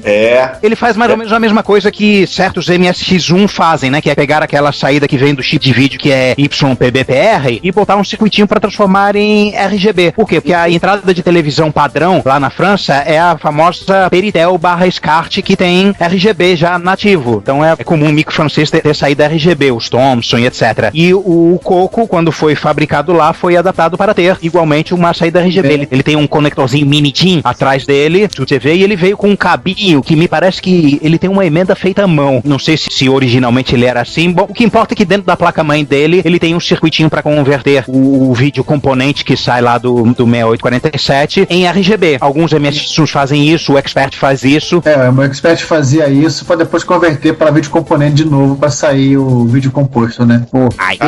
Não sujo por dentro que vem até um palito. Ele menciona que ele não tinha aquela telinha, né? Então alguma criança deve ter enfiado esse objeto que, por uma sorte tremenda, é um objeto feito de um material não condutor, né? Palidizente. Eu lembro da história do sujeito que foi abrir do DVD player e tinha um biscoito Maria dentro dele. E o filho colocou, viu o pai colocar os biscoitinhos ali dentro, também colocou o dele. Qual o problema? O antes e o... Cara, a tela do Coco em RGB fica uma coisa totalmente diferente, cara. É quase igual do Coco 3. Pois é, cara. A única diferença é que não dá pra rodar o clone de Donkey Kong, né, pena? Não tem vídeo pra isso. Fica muito bonito, realmente, mas também tem aquele outro problema que não tem mais o Color Artifact. Então você vai jogar tudo Storm e tá tudo preto e branco. Tem o link pro álbum de fotos no Picasa, bem no final do artigo. Aí a última foto que você vê é um Puyan. O Puyan não roda no modo de alta resolução, ele roda no modo de média resolução, que tem cores mesmo no RGB. Cores bizarras, né? Aquelas cores bizarras, aquele roxo maluco, aquele verde e laranja psicodélicos. Roxo, laranja, ciano e branco. Jesus. É uma coisa linda de Jesus. Assim, pediram pro daltônico da Motorola escolher as cores da paleta dos dois módulos do 6847. Nossa. Os softwares em geral que funcionam nesse modo de tela, você não tem problema rodar no RGB, vai estar com as mesmas cores lindas de morrer que está num vídeo composto ou no RF. Aí você vai ver outros jogos que funcionam no 256% 92, aí acabaram-se as cores. Fica tudo preto e branco e com risquinhas verticais. Mas no Coco 3 é a mesma coisa, é o mesmo problema. Você já ignorou o Color Artifact. E não esqueçamos que, como o micro é francês, ele tem aquele maravilhoso layout AZERTY.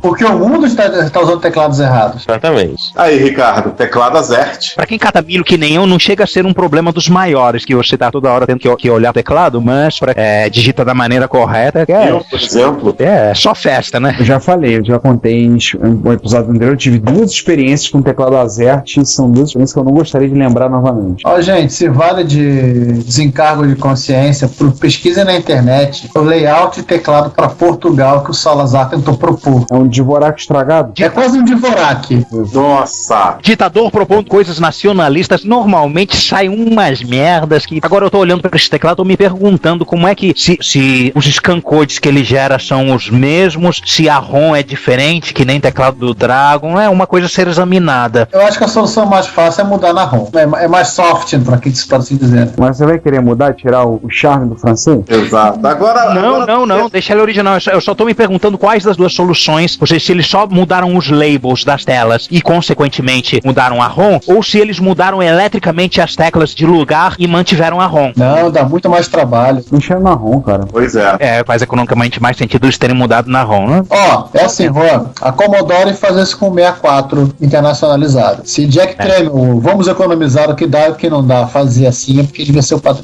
Mas o Tramiel é um pouquinho mais heavy metal nessas coisas que o pessoal da Tandy, que era assim, meio tio Patinhas, mas eles não eram Tramiel. Mas é a solução mais simples, né? Você faz só uma malha de teclado. É verdade. Assim, é Nokia com carregador de celular. Pra que eu vou fazer um modelo pra cada aparelho? Você pode fazer um carregador único. Juan, agora pergunta, ficou com vontade de ter um pouco francês? Olha, vontade de ter, a gente tem vontade de ter tantas coisas, mas money que é good nós não have, né, pô? Pois é. Sim, eu fiquei com vontade, eu admito. Eu quero. Vai chegar a casa do Daniel e vai fazer o assalto, amigo. Você vai fazer uma proposta a ele que ele não poderá recusar, né? Isso inclui matar um cavalo. Isso. Aí você vai pegar o Paris, Texas pra você. É Paris, Texas, é verdade. É o próprio. Tandy é do Texas também. Então. Não é a Texas, né? Vamos passar a leitura das notícias mais visitadas no período, no nosso intervalo entre as sessões de notícias dos episódios, do episódio 36 até agora. Entre a Segunda Guerra Mundial e agora. Então nós vamos ler algumas das notícias mais lidas, mais visitadas, vamos comentar. Sendo que a primeira não é uma, são 3. Sim. É o artigo sobre a MSX Ribeirão e 2 coisas relacionadas que são o unboxing do Zemix, que não nos deixou verdes de inveja, porque que vocês estão pensando tal coisa, e também... O mito que cai? O mito que cai. Isso, da Gradiente, com o demo das cores. Eu mexi no Zemix antes de tudo, tá? Não vou ser chato. Joguei nele. Muito legal. Pra quem não sabe, quando você... O manual do Dominando Expert, das versões mais novas do Linguagem Basic MSX, tem uma tela, tem um Expert, uma câmera tirou a foto pra de cima, num certo ângulo, onde você tem um monitor colorido, que não foi produzido, é lenda urbana, provavelmente da Telefunken, com uma demonstração que você tem os 16 cores do MSX1. Então tem as canetinhas e vem riscando e vem botando os nomes. E escrito lá no software, as cores do Expert. Essa história é o seguinte, é um MSX da Sanyo que o Emiliano comprou, o AV10, só que ele não tinha nenhum lugar para ler a fita cassete que veio com o equipamento. E o Alfredo tinha acertado de fazer isso com a leitura. Ele é outro Sanyo dele, que tem o gravador embutido. É o PHC-33. Só que assim, apesar de que os dois moram na mesma cidade, se bem que Barão Geraldo, né, tecnicamente Pinas, eles não conseguiram se encontrar para fazer esse troço. Então acabou rolando para Ribeirão mesmo. Foi quando o Emiliano tirou o LAC da fita e eles colocaram lá para fazer a cópia desses arquivos. E ele achava que, inclusive, era o demo da caneta ótica. Em resumo, tudo começou como inocente unboxing. Na verdade, sim, foi eu que forneci a cópia do Messier Lefita para eles poderem copiar os binários. Aí aquela coisa, foi feito um inocente unboxing de fita cassete, copiamos os arquivos, aí eu cheguei naquela, vamos rodar o demo, ver o que é, né? Vamos tentar usar a caneta ótica, se fosse o caso a gente usaria, mas então pra brincar com aquilo. Aí de repente, não chega a ter uma contagem regressiva, mas tem um barulho muito parecido com o cartão do Linux Expert. Aí aparece Sunny Wave. Aí alguma coisa apitou dentro da gente, dentro de mim que tava brincando lá. Aí quando eu fui na segunda opção, que tá tudo em japonês, eu vi esses lapisinhos aparecendo. E aí eu acho que todo mundo no encontro parou pra olhar o que eram os lápis. Exatamente a tela que no Dominando o Expert e nas versões mais novas do Linguagem Basic MSX. A diferença que estava escrito em japonês. Tirando o idioma ao qual estava a mensagem, era exatamente a mesma coisa. A bem da verdade, acredito que a Gradiente nunca chegou a publicar esse software para o público, né? Só apareceu naquela demonstração deles. Só apareceu na foto.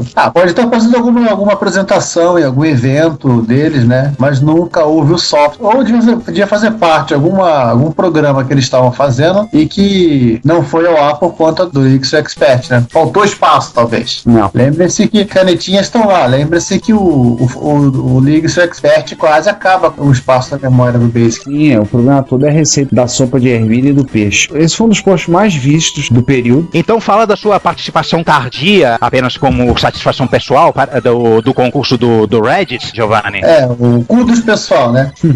É aquela coisa, eu literalmente descobri atividades com a Basic Week do pessoal do Retro Battle Station no dia em que ela tinha se encerrado. E eu olhei lá o programa que o pessoal adaptou para rodar na própria máquina, achei interessante. Sinceramente, eu nem tinha visto que o programa estava disponível. Eu poderia pegar o programa já pronto para sua plataforma e rodar. Eu fico aquilo matando, se virou um post da Replay, né? E no final das contas, acho que foi culpa até do Emiliano, acho que o Emiliano e o Juan ficaram nessa brincadeira, eu acabei me empolgando em fazer a própria versão. Aí eu pensei, vou fazer pra quê? Vou fazer pra MC1000 mesmo, mais divertido. Isso foi no domingo, que foi quando o curso se encerrou, não falha a memória. Eu gastei uma parte da segunda-feira e um pedacinho da terça-feira pra fazer o programa. Como isso foi feito? Eu não usei o programa que os caras apresentaram, eu fiz do zero. Simplesmente eu peguei as imagens, eu colhi as imagens, eu usei no próprio GIMP, eu redesenhei e fiquei anotando as coordenadas que eu precisava, tanto para desenhar o símbolo do Retro Battle Station, que é aquele computadorzinho, e para fazer o alienígena do Hate, eu usei um algoritmo um pouquinho diferente, que vocês podem ver lá no código do MC1000. O programa foi feito originalmente no MSX, para estar mais fácil de digitar, transferi para o MC1000, no emulador, funcionou de primeira, ou quase de primeira sempre. Depois eu simplesmente converti aquilo de listagem TXT para uma listagem Basic em binário, converti o binário para Wave e carreguei no MC1000 de verdade. Agora é o seguinte, eu confesso com vocês que eu demorei mais tempo para fazer o ajuste das cores do MC1000, porque simplesmente o modulador de RF do LM1721 não se dá muito bem com o MC1000, fica meio louco, e gastei mais um tempo ainda para poder fazer aquela gravação, que foi quase no meio da noite, para postar pro pessoal do Reddit para se divertirem. E fora os comentários, né? Você não foi o único a entrar tardiamente no concurso. Depois de entrar lá na thread da Basic Week, teve várias pessoas que mandaram coisas depois só pelo puro prazer, né?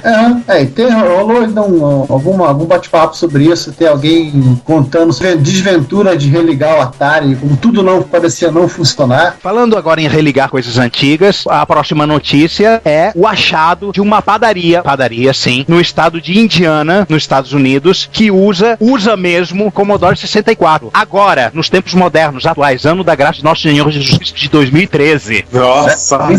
O nome da padaria é Hilligos. Deve ser o sobrenome da família. Vocês podem ver aí no post a patroa com 2 Commodore 64 na frente da loja e mais embaixo o patrão com mais um C64 do lado de dentro no escritório. Sendo que esses 2 C64 que estão na frente, na padaria, um deles já sofreu invasão de cor. Ele tem um micro moderno dele, só tem o teclado e tá funcionando provavelmente com um Kira. Mas o C64 da esquerda, ele realmente tem um banco de dados de receitas. Eles realmente usam com produtividade corporativa. Maldosamente, tem gente que diz que esse Commodore 64 nunca foi desligado. Não pode desligar porque demora muito para carregar do 1541 banco de dados de receita. Exatamente.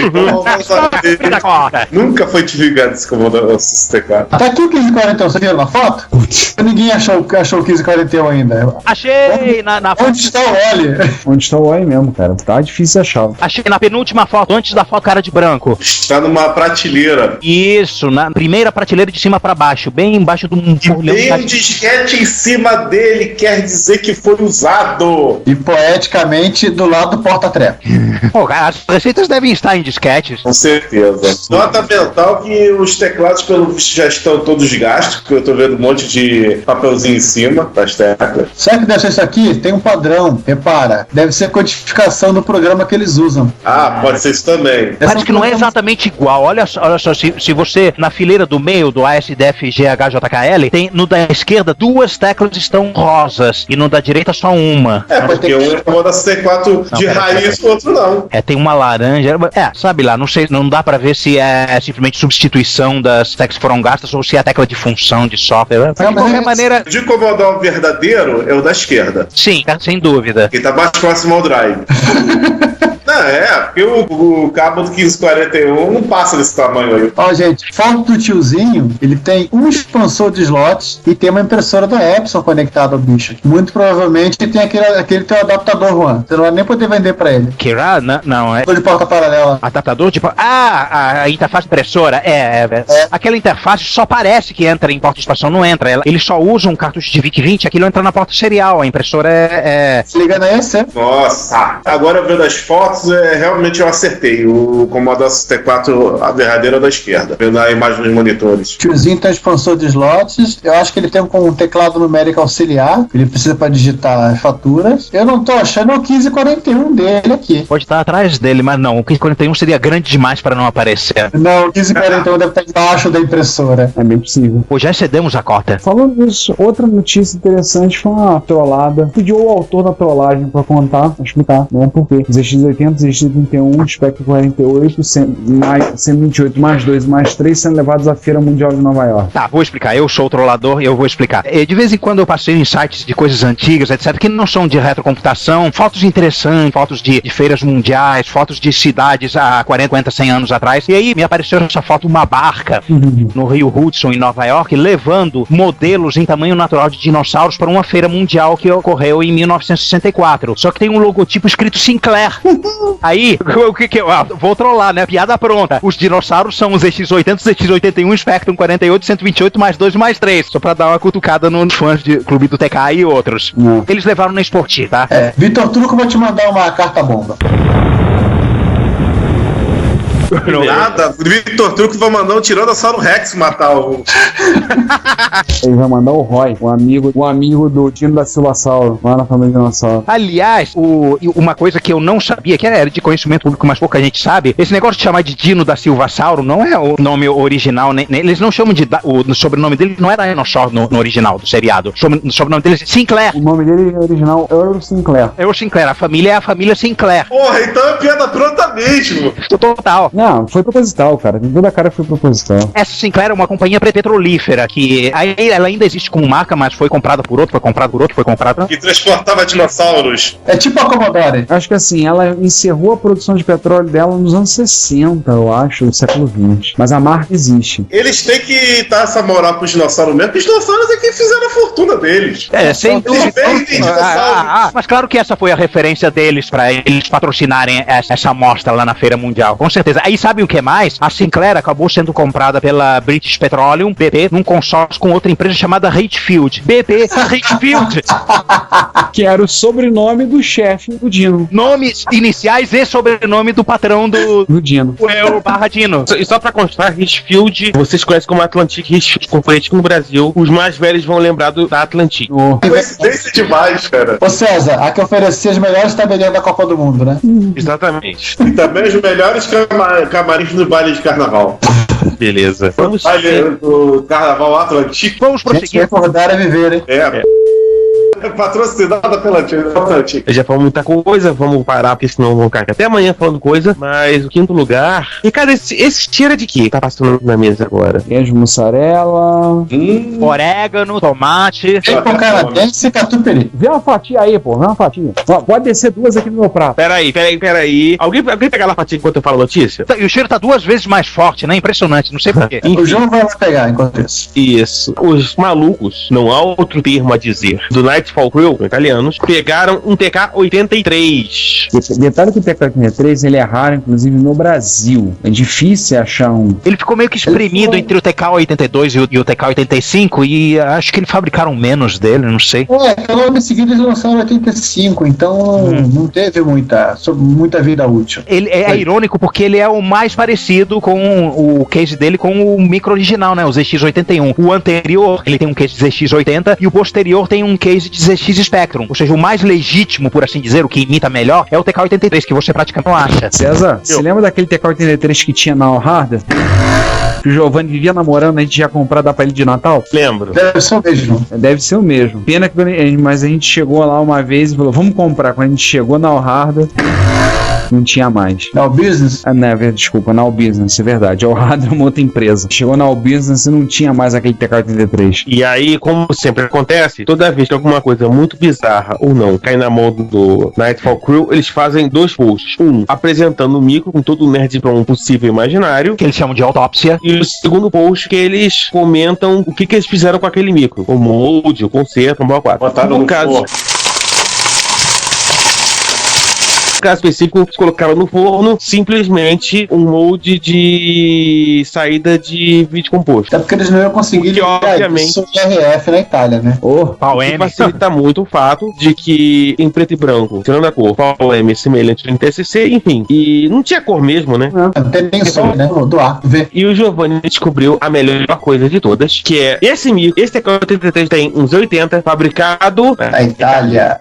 Ironia. Aí foi design italiano. Os 80 voltou pra lá, pra casa. É o comandado quem? Pela Ferrante? Da SG. Não. Que é a fotinho dele em toda a sua glória no link que o Giovanni postou no comentário. Mas pela cara, isso tem cara de sim, parece ter sido feito alguma manutenção no equipamento. Cara, raspar 74LS, eu pulo da fuder.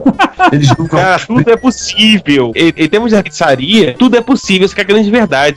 Eles tinham que proteger a propriedade intelectual deles, ora.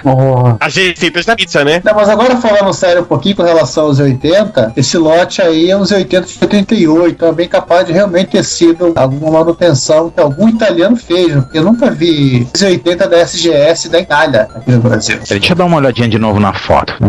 Onde está escrito que ele é de 1988? É por causa desse 88333? O lote. Tá por dentro dessa nomenclatura dos lotes, isso significa realmente que ele é de 1988. Eu aprendi isso, é o lote de 88, 113. Estranho, eu nunca vi um TK-83 na época, tirando revista. Ele deve ter tido vida curta, né? Curtíssimo. Fatalmente. Saiu o TK-80, que foi mais efêmero ainda, esse sim é raro. Depois saiu o TK-81, também é raro. Porque logo em seguida, em 82, eles lançaram o TK-82, lançaram esse cara que deve ter saído no meio, eu acho no Microsoftiano, no meio de 83, porque logo em 84 saiu o 85. É aquele tecladinho. Não teve TK-84? Não, o TK-85 eu acho que ele saiu em 84, porque ele foi o recheio de pizza para eles lançarem o TK-90X 85, né? Gente, pior que os espectros foram 90 e 95, cara, muita fudebagem. Não podiam lançar o TK-85 porque já tinham lançado, né? Inventaram 90. TK não inventa. TK colorido. TK colorido. E por pouco não saiu o TK-800, né? TK-800. Qualquer dia o Daniel é capaz de aparecer com um bicho desse, né? Aí é muita sacanagem. Quero ver quem vai aparecer com o MX-800, o protótipo de MSX da Dynacon. Cara, se um dia isso aparecer, olha... Aliás, pra quem quiser se divertir,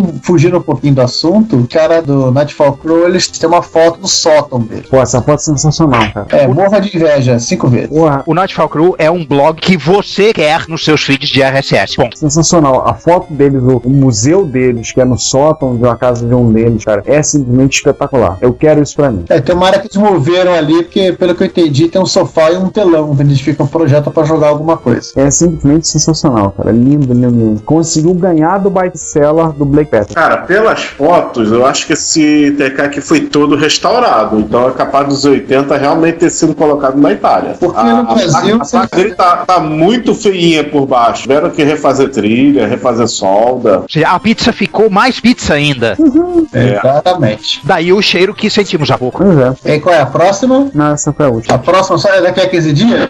Próxima daqui a um mês, quando voltarmos à sessão de notícias para o episódio 38. Então vamos encerrar, gente? Vamos. Fechou? Acabou, né? Acabou. E a gente vai ter mais sábado agora ou no próximo? This really pisses me off. Não vamos ter nada. Vamos ter daqui a 15 dias, vamos ter a leitura dos comentários. Vamos ter a sessão de e-mails e comentários para o episódio 37. Esse que vocês estão ouvindo, que é os processadores do lado B. Gente, desculpa aí o João, que ele tomou o remédio dele agora, meio zonzo aí. Ao contrário, eu não tomei. Então tá explicado. Ih, que beleza. Ele não participou do episódio, então vou dar um desconto. Sim. Tava em protesto quanto ao assunto que nós tratamos. Não é só os 20 centavos. Não é só os 20 kHz. Boa. Então, ficamos por aqui, né? E nos ouvimos daqui a 15 dias. Bom dia, boa tarde, boa noite, pessoal. A gente se vê na próxima. É isso aí, pessoal. Até a próxima. Tchau, tchau. Até mais, pô. Fui. A gente volta com 38, que sei lá o que é. Enfim, vocês vão ouvir e a gente se vê daqui a 15 dias. Bom dia, boa tarde, boa noite, etc e tal. E enquanto isso, eu e o César vamos levar o João até o táxi. Olá, eu sou o Renato Giovanni e você está ouvindo Retrocomputaria. Porque velho, eu não sou velho não, velho é o seu PC. Se você quer enviar um comentário, crítica construtiva, elogio ou colaborar com as erratas deste episódio, não hesite, faça. Você pode falar conosco através do Twitter, no usuário @retrocomputaria, pelo e-mail retrocomputaria@gmail.com ou colocando comentários no post desse episódio em www.retrocomputaria.com.br. Lembre-se sempre do que dizemos. Seu comentário é o nosso salário. Muito obrigado e nos vemos no próximo podcast.